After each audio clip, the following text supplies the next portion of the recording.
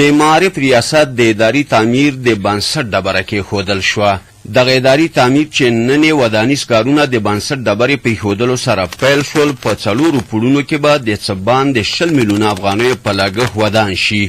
ټولې به 4 خونې ولري، د اوبو سیستم، برق، کانالایزیسیون، د پاکو اوبو ژور اڅا او ټولې اړینې اسانتیاوې به پکې موجودې وي. د پوهنې رئیس محمد حضرت مجددي په لیدو خبرو کې خوښي وښوده چې د ولایتي ادارې د بشپړې همکارۍ په پیله کې په پرلهپسې په دغه ولایت کې د ښوونځیو بنیادونه کېښودل کېږي، چې په همدې لړ کې د نن ورځ د معارف ریاست د اداري تعمیر د بنسټ ډبره کېښودل شوه، چې په جوړېدو سره به یې شته ټولې ستونزې حل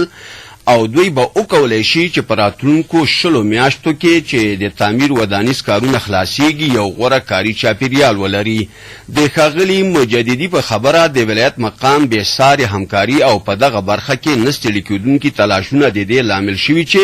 د لغمان په مرکز او ولسوالیو کې د ټولو لپاره یو غوره ښوونیز چاپیریال رامنځته شي. وروسته د ولایتي شورا منشي ګلزار سنګروال خبرې وکړې. نوموړي وویل خوښ یم چې لغمان کې پرلپسې د پرمختګ او آبادۍ ډبرې کېښودل کېږي. موږ د ولایت مقام له رهبري منندو یو چې شپه ورځ د لغمان د پرمختګ او خلکو ته د اسانتیاو په برابرولو کې تلاشونه کوي.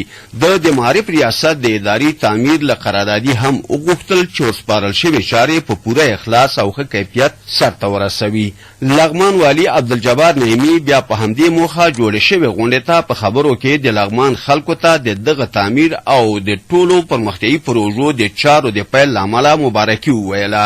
او په دې خوښي وښوده چې د معارف په ډګر کې پرلهپسې د پرمختګ ګامونه پورته کوي او د ادارو ترڅنګ د ښوونځیو بنیادونه ږدي، چې دا چاره د ځوان نسل د ښې روزنې او په ښوونیز سکتور کې د شته ستونزو د حل لپاره یو اساس بلل کېږي. لغمان والي ډاډ ورکړ چې انکشافي پراختیا یې کاري لومړیتوب دی او هڅه به وکړي چې د لغمان په مرکز او ولسوالیو کې د عامه خدمتونو د ټولو ادارو لپاره ودانۍ او پروژې جوړې او هم په دغه ولایت کې د ځوانانو لپاره شته ښوونیز فرصتونه لا زیات کړي.